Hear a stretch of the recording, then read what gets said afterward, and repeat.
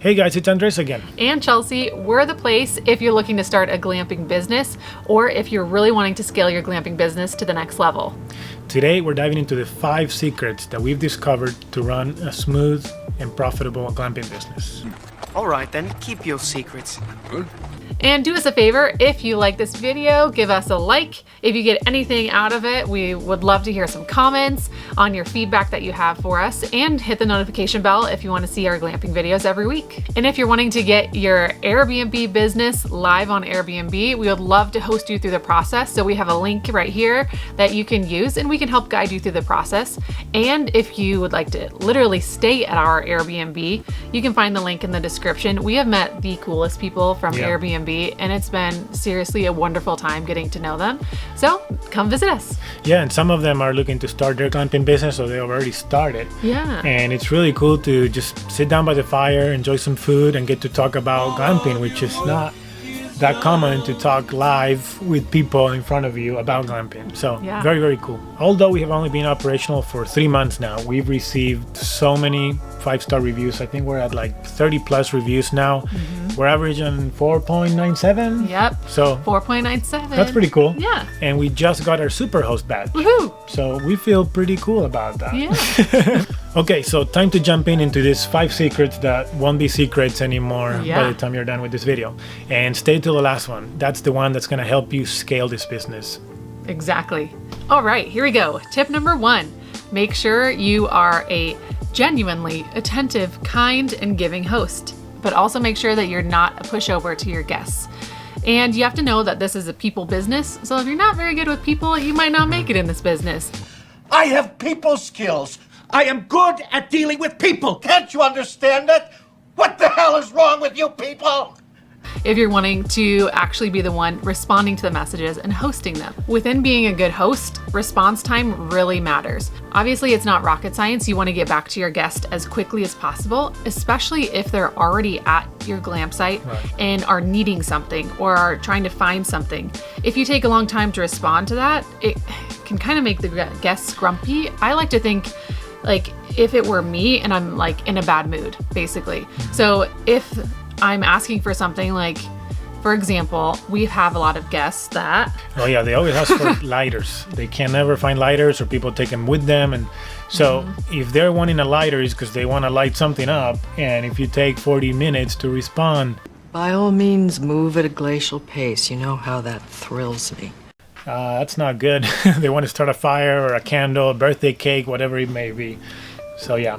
Right, so you being a really good host is the response time is huge, and you need to make sure that you're basically their concierge. You are somewhat at their beck and call in the sense that you want to respond really quickly with how can I serve you is what you want to do as a host. You want to make sure that their needs and wants are taken care of. And something to being a really good host is to leave a really personal touch. I always leave a couple little chocolates, a snack basket, and a personal note with something that we talked about before the stay, so that it shows that I'm really paying attention and I really care and want them to have a good stay. Yeah, and a final note on this point is we leave our phones on all night. We used to put them on airplane mode because we didn't care who called us. But now we do care. Our guests, our clients, our customers could be calling us in the middle of the night that they're cold or the heater stopped working or that a pipe broke, whatever it may be. We leave our phone on just so we can be attentive to their request. So secret number 2, you gotta listen to your guest feedback and then take action and show them that you're being proactive about these things and that you truly care. Adding hooks in the bathroom to hang clothes. We had forgotten to do that, or we didn't think that people would change in there. So we added hooks. We added a couple extra roofing panels because the picnic table outside was getting wet. We added pavers to walk all the way to the bathtub without having to step onto the rocks. We also added a couple pavers inside the sauna, so there wasn't just rocks.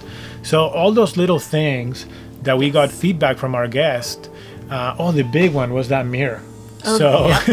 There was a mirror that was in a perfect spot to, as soon as you open the shower curtain, it gave you an angle that from far away people could look into the shower. So we ended up changing up the mirror location. Yeah, so a little more private in the shower. So secret number 3 is cleanliness. Cleanliness is huge. It can be a make it or break it with your reviews. So you really want to either yourself do a really great job and have an eye for detail with dirt, hair, debris, trash, any little tiny details, or you need to find a cleaner that does a great job, that is reliable and trustworthy. For our experience, we did have to go through a couple different cleaners that were kind of duds, and it's part of the job. But once you find a really good one, you can then get in a system and really scale your glamping business. Secret number 4, make your Airbnb bulletproof. And by that we mean start thinking like a hangry person. Sandy gets her crying when she's hungry. You're a little hangry, Claire. I'm not hangry, Tito. Hungry and angry? You're hangry, Claire.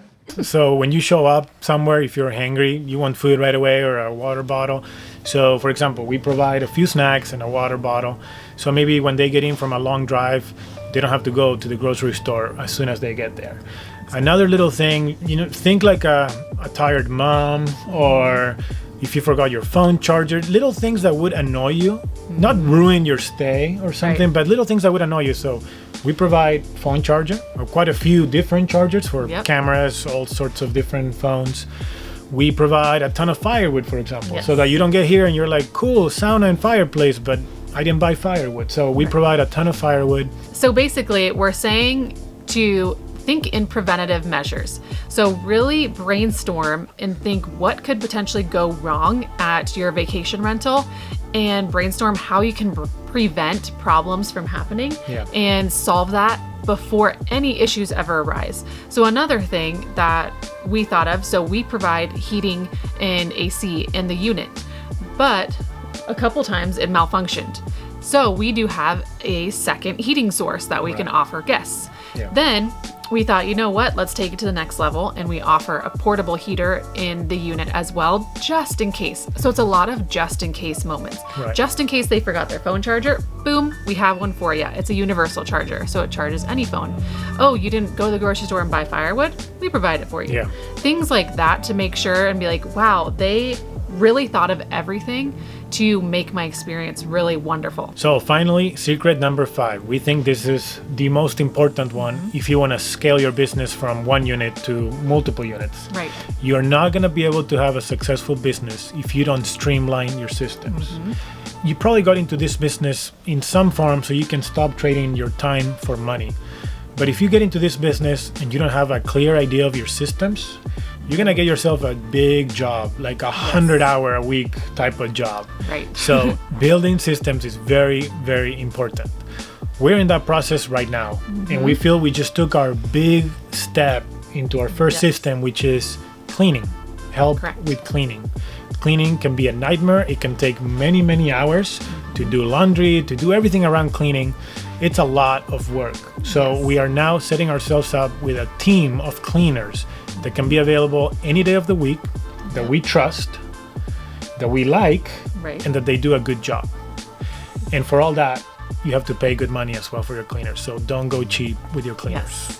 So remember how we said response time matters? Well, I have automated messages that I have pre-written that can be quick replies. So if someone books with us, they get an immediate message from me, and say we have check-in, check-out messages. We have a lot of messages already in systems, so I don't have to write paragraphs constantly.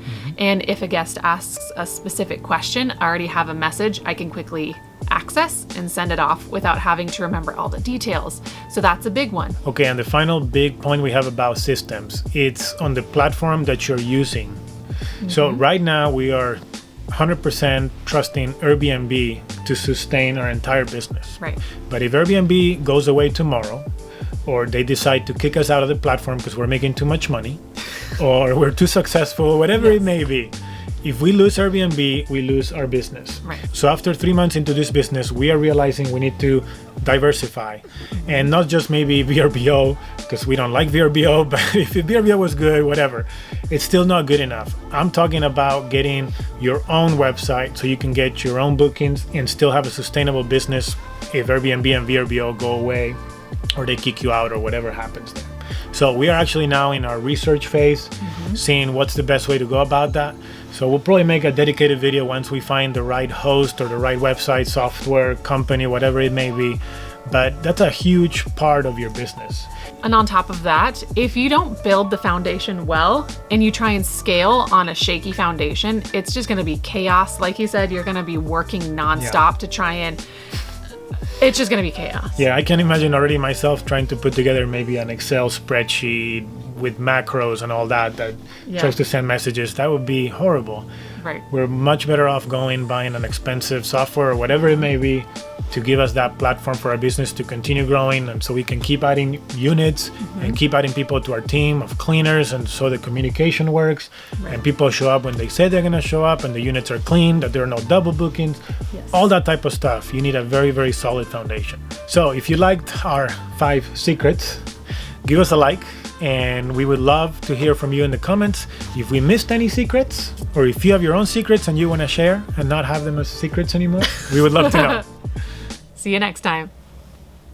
We are Andres and Chelsea. We uprooted our lives from Arizona to Eastern Tennessee.